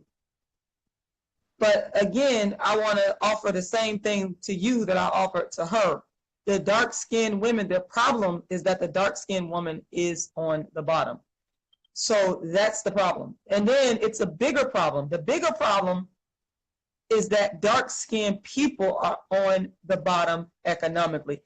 People really need to understand, and I think that they don't really understand this when I say this. Some people do, that my haters do. Let me give you an example. I got a hater that's he know who he is. I wish he'll hop on here. He messages me and tells me I'm a monkey all the time. He's been kind of trolling me for about 2-3 years, telling me I'm ugly. That, I mean, I get this all the time. I'm not saying this to shock people. I'm just telling y'all this because this is what people say to me. This is what I encounter within dark skin activism. And one thing he's told me, he doesn't care how many books I write and how much I try to come up. I'm not going to ever make any money. I'm going to stay in the ghetto and I'm going to be poor, black, ugly, and dark. This person has said this to me several times. Why am I saying this? This is very important. This is people who really begin to understand where I'm coming from, that I don't really see. I'm not even thinking in terms of, oh, let me hate on a light-skinned woman. I got bigger fish to fry. Oh, that's not what this is really about. What this is really about, like I was telling, this is about the money. This is about economic equality. If you have economic equality, you got this is why, and this is gonna be kind of a bit contradictory, but somebody said, I can't remember which actor said, we can't be afraid of contradictions. He's right. Booker T. Washington, who I believe was a mixed race man, we would consider him to be black. But Booker T. Washington, to me, is one of the people that really stand out, that understood this has to be about money and black people. So we had the group that went towards the civil rights. I'm sorry, but we kind of missed the boat a little bit. We should have went towards the economic portion of it, because this whole civil rights thing, God bless the civil rights leaders, God bless them. No shade to them. But the whole thing is, this is about money. If we look around, we look at our economic situation all around the world. Another case in point that I want to give an example to point out that this is about money. Again, I have worked in black political organizations for black people's empowerment. I remember one time in one particular organization I worked in, we were upset after organizing to get funding from the local government for a charter school.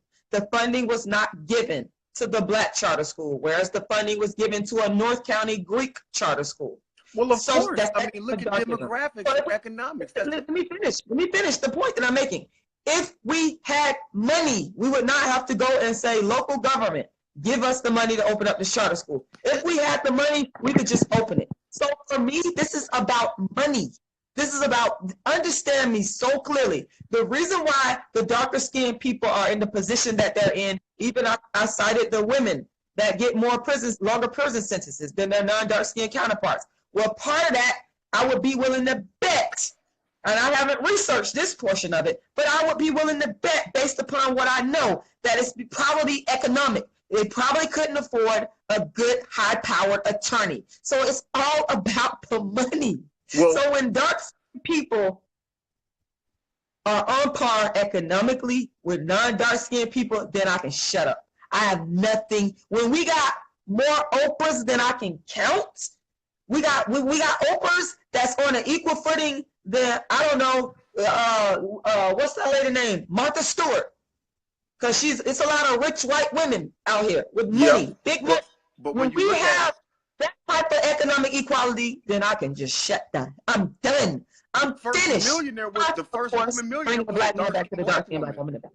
The first woman millionaire was a dark-skinned black woman. That's true, but that's not enough, is what I'm saying. We need millions of black millionaires, dark-skinned millionaires. When you talk about economics, that's my point. And a financial standpoint, when you talk about economics, demographics, and a financial standpoint, that is something that, for one, that is something that has to be taught from the ground up. Now, I understand when you say black people are at the bottom, the darker people. Yes, I understand that completely. And when you look at it, yes, you ask yourself, how can Martha Stewart still be on top after she did X, Y, Z? How? That's right. That's going into a system. That's going into first of all, before we can even get into dark skin and light skin on the economic level, the system of economics of this country was never designed for African Americans in the first place. Because even when you had the Constitution, even when you had, all these bills and all these rights, black people we weren't even considered a full human being when this stuff was being written. So we're trying to incorporate ourselves in a system that was never designed for African Americans in the first place. Now, when you speak about like charter schools and funding, like there was Black Wall Street. You know, I know the story of it. Like that was a glorious time. And what happened? Every time Black people get something prominent and prosperous, you know, white folks want to tear it down and fuck it up and culturally appropriate it and gentrification and everything else about it. Like we proved that African-American spending power is magnificent with a movie recently. It's been proven that our money can work the way we want it to work. Financial responsibility is something that has to be taught as African Americans, not just light skin and dark skin, because of the fact of the matter that when you look at it and break this down, why aren't African Americans in the forefront of so many aspects of life when it comes to finances? First of all, I want to say something, and I don't want to offend nobody when I say this. When you talk about finances and you talk about certain stuff, Black people have been conditioned to be peacocks.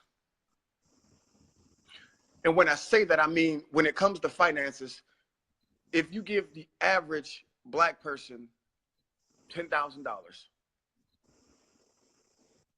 ask how much of that will be invested, ask how much of that will be spent on foolishness, ask how much of that will be spent on life insurance, ask how much of that will be spent on investments in certain stuffs. There's so much stuff that Black people can invest in. The tech programs right now, there are so many avenues that African Americans can use to get themselves ahead. But the problem is not enough people understands financial responsibility and financial freedom. Real quick, and the reason I say that is because when you talk about stuff like that, I'm coming over here and I'm just going to grab a couple books to prove a point. Every book that I have about investing, about money, about owning your own business, about growing rich, they're all mostly by white authors or they're not African American authors. So when you look at it, it's the fact that the knowledge is not being spread amongst the African American community as far as how to be financially independent, how to grab that dollar, how to invest your money, how to move in certain ways. So I mean, it's like you can sit here and you can say, yeah, we don't have enough Oprahs, but you know what? When you look at the NFL, you look at the NBA, you look at music, you look at marketing, there's enough Black people doing certain stuff to whereas a difference can be made. But I'm gonna tell you another issue right here. And one thing that I don't like to do, I don't like to count nobody else's pockets. I like to focus on my own. So with that being said, you know, it's like we can sit here and say that, you know, there's not enough Oprahs, but when you look at Oprah's show, how many Black folks are Oprah buying these cars for? How much of this money is going back into the inner city? Not to say that she doesn't do it, but when you compare it to giving $1 million to a charity that does not benefit the African American community versus a charity that benefits some fucking rehab facility in fucking Santa Barbara somewhere. So before we can talk about getting to the money and putting certain people in certain predicaments in certain situations, we as a whole people have to understand how we have to get to the money first to be able to make that difference. Because it's all about the money. No matter what you do in life, your financial status and your economic status will determine.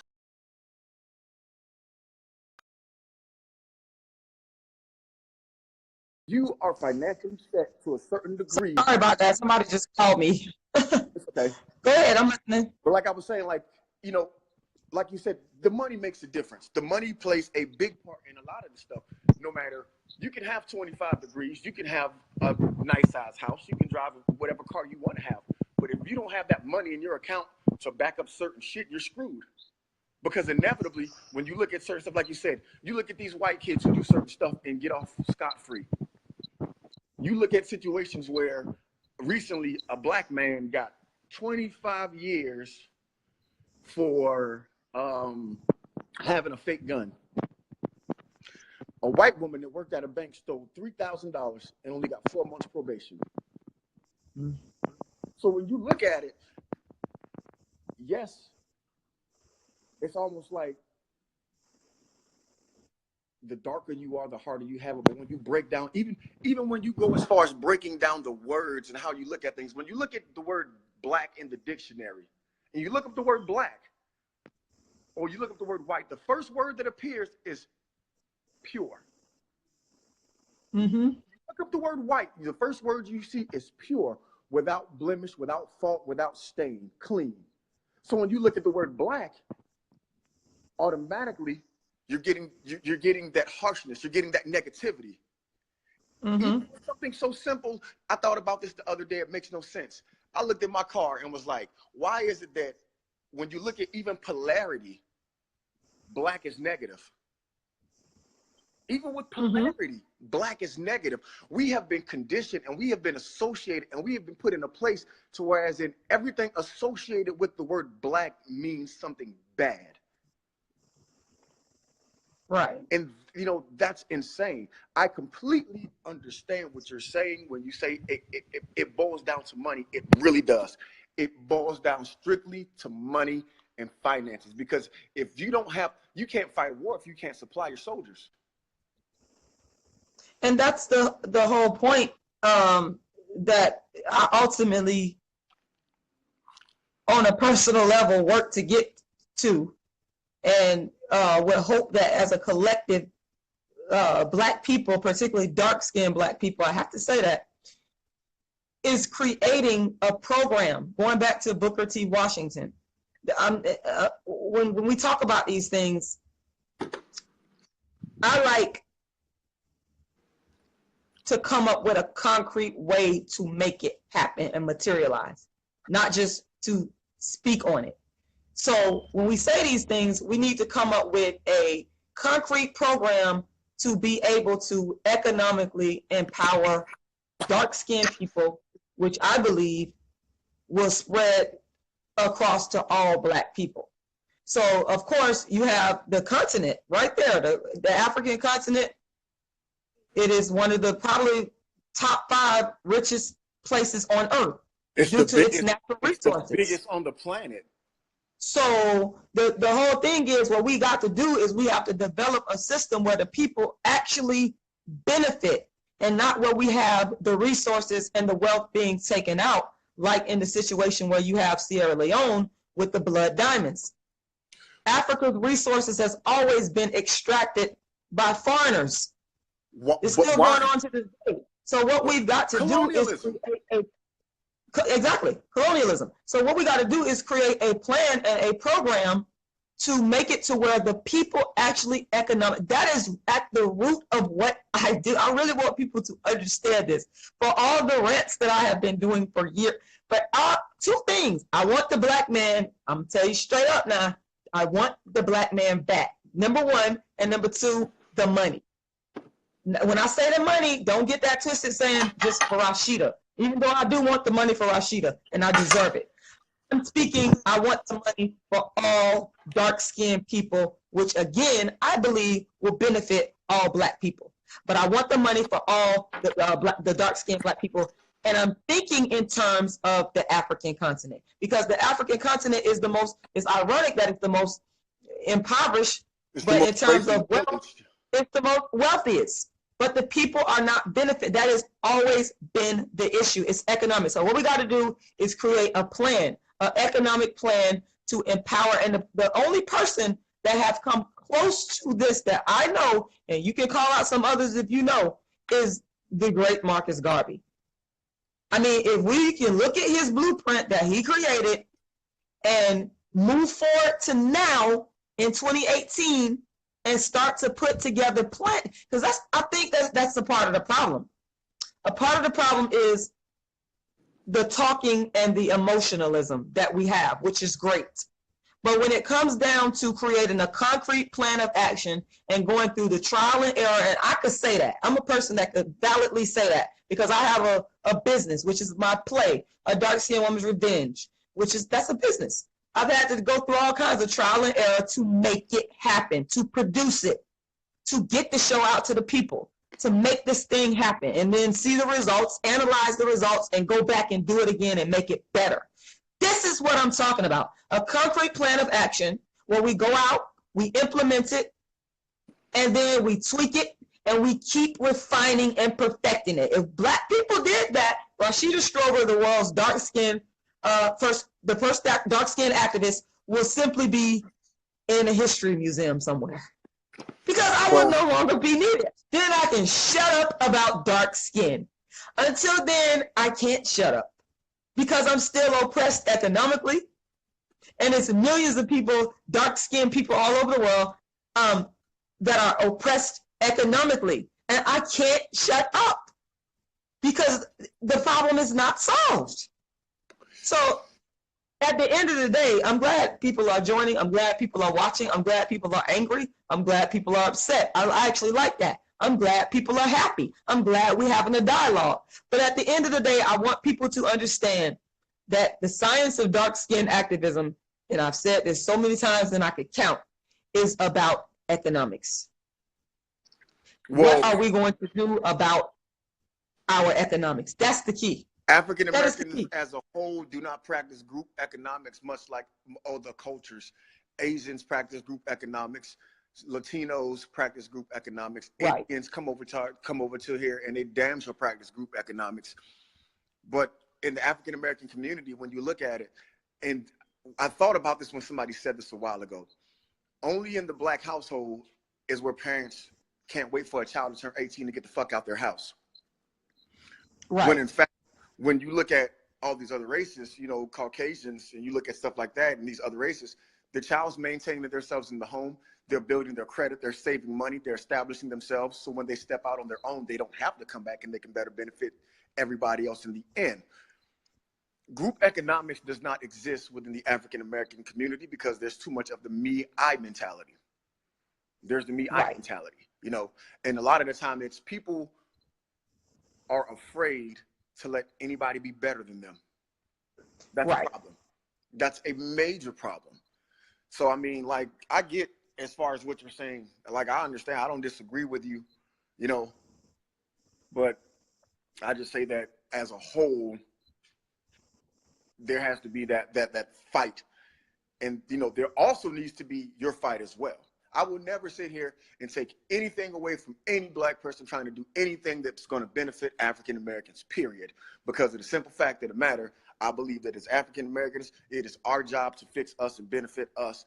You can't sit here and keep trusting these white folks to fix our goddamn issues and our problems because they're not us. Their only job from the beginning and to do what they've always done was to take what we have and make it their own. We can sit here. The only thing that colonialism created corporations, real quick, Lon Mega, you can learn corporate law, but you can sit here, I've seen it, you can sit here as a Black man and be completely right in court, rebuttal everything and have everything lined up. And simply because you're Black, that judge will still fuck you over. And so still lose. I've seen that happen. That's true. It doesn't matter how much law you know. Ignorance of the law is no excuse. But just being Black, you're already disqualified. It's like, why are you, it's like you're trying to run a race that you're not meant to win, period. And everything you do is trying to just get over these hurdles, but no matter what happens, you're trying to compete in an event that wasn't made for you to compete in. Peace, Elijah. Thank you for watching. Yes, you're right. We doomed to before we even start. That's how it is. So that's why I personally advocate creating specific strategies. Well, so how do you get everybody to come together as a whole to understand that? And that's the strategy. That's for the strategy room. That's not for me to be on Facebook talking about. That's for serious people that are not about playing games, and that's really about results, because I'm a results-oriented person. As a business owner myself, I'm about results. When I talk about my play, it's about, okay, ticket sales. That it's results. And if you ain't getting results, then okay, you need to go back to the drawing board. I'm talking about myself as well. You need to go back to the drawing board and figure out what you did wrong and come at it again. So it's the same concept applied to the economic struggle of dark-skinned people in particular and Black people in general. Okay, so that's what we have to do. Go to the strategy room and figure out first, this is what the objective is. This is how we're going to reach it and implement it. But see, and that's what you're Mike not going to always win the first time. You have to just keep going back until you win.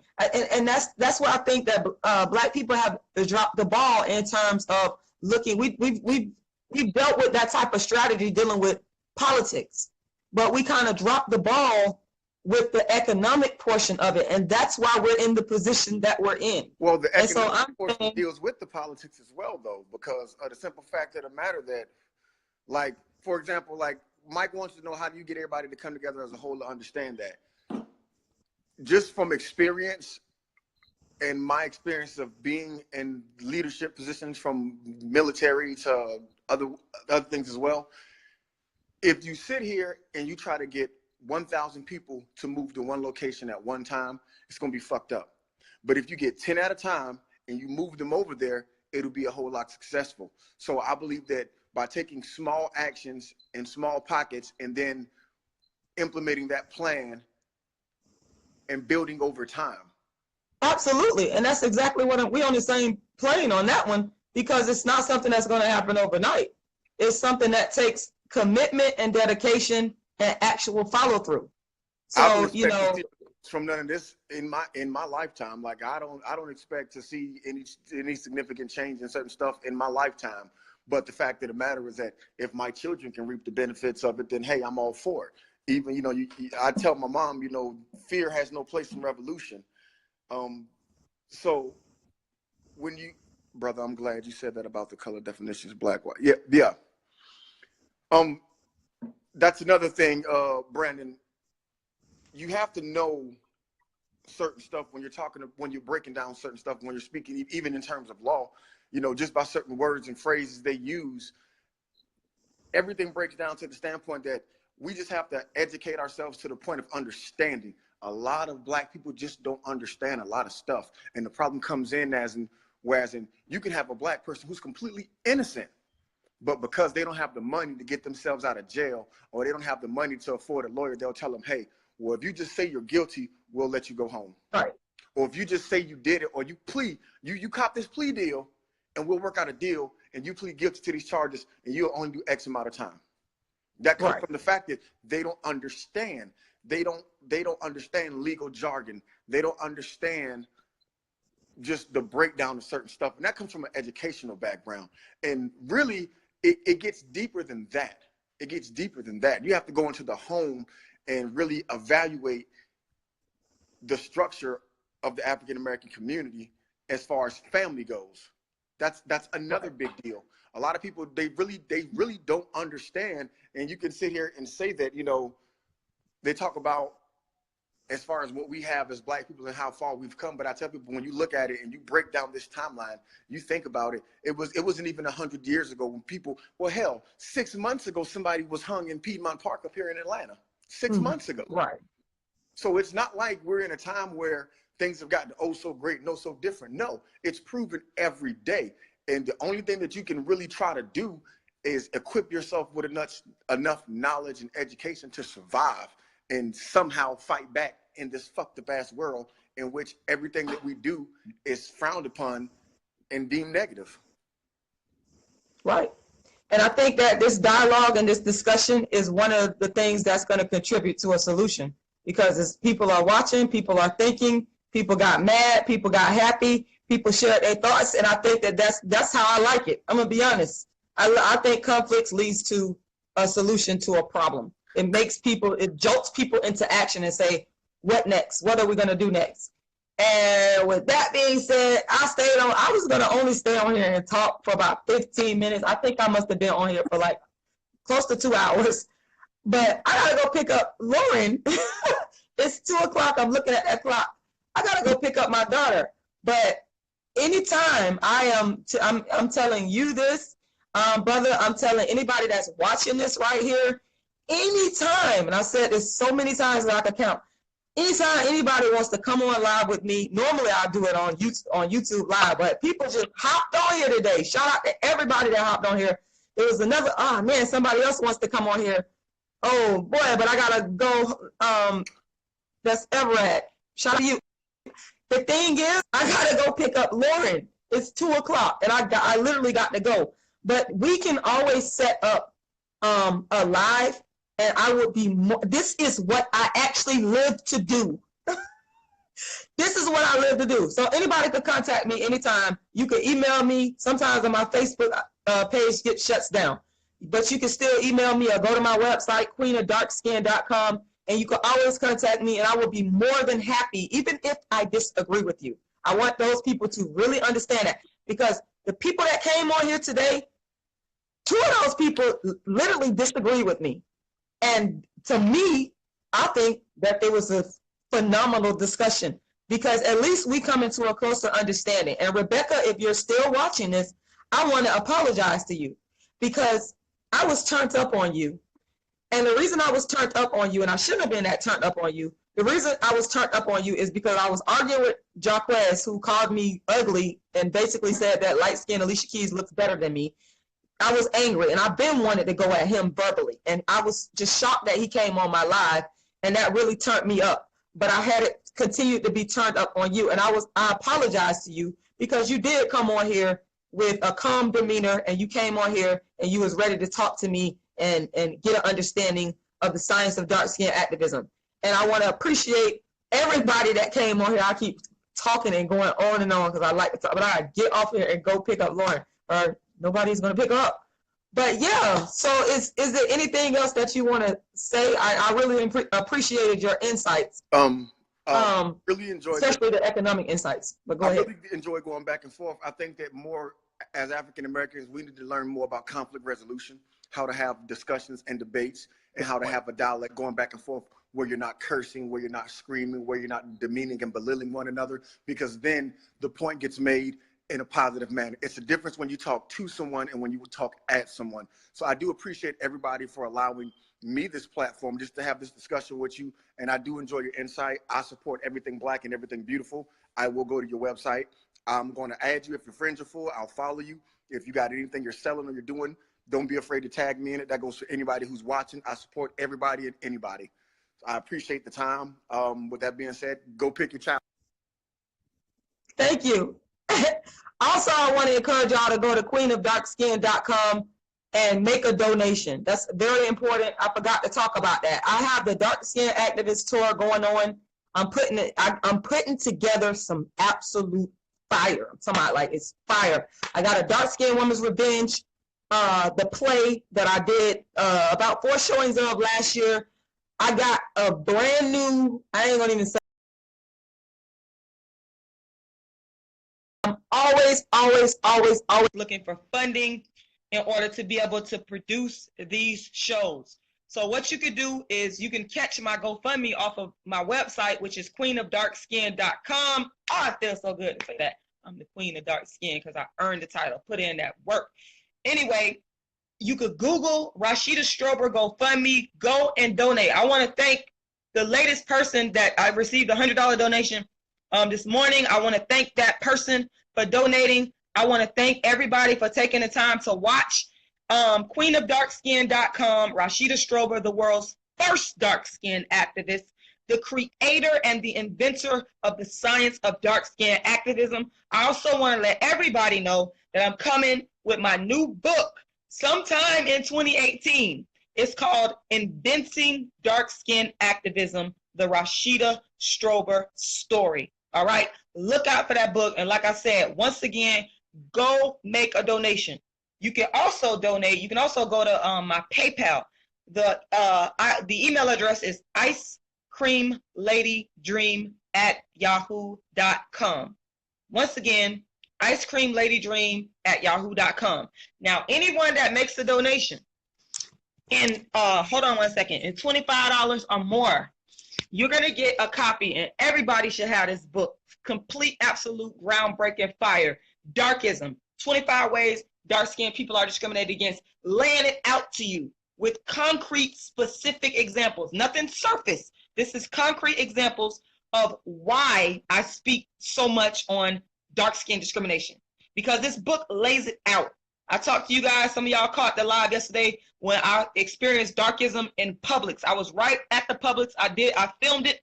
I didn't film the incident, but before I left Publix, I just came on there and talked about it. This book goes in depth about those types of instances. So if you go to my PayPal, icecreamladydream@yahoo.com, $25 or more, you will get an autographed copy of Darkism, 25 Ways Dark-Skinned People Are Discriminated Against. So go ahead to my PayPal, make that $25 donation, and I'll make sure you get an autographed copy of my book. I want to thank you guys for watching. World's first dark-skinned activist, creator of the science of dark-skinned activism, the queen of dark-skin, Marie Strober, your favorite dark-skinned chick. And I'm so proud to say that I've been doing this dark-skinned thing since 1998 from my heart, my soul, and I'm never going to stop. Let me tell you something. Until all dark-skinned people are equalized socioeconomically, I'm not going to stop. You got my vow, my word. My word is my bond, my commitment. I'm never going to stop. And let me see something. Everett, I am so sorry. I got to get out of here. Now, you know me and you're going to do our, we could do a live at any time because we talk, but I got to get out of here. It's 2:02. I got to go pick up Lauren, y'all. Thank you very much for watching. World's first dark-skinned activist, the creator and the inventor of the science of dark-skinned activism, Marie Strober, queen of dark-skin.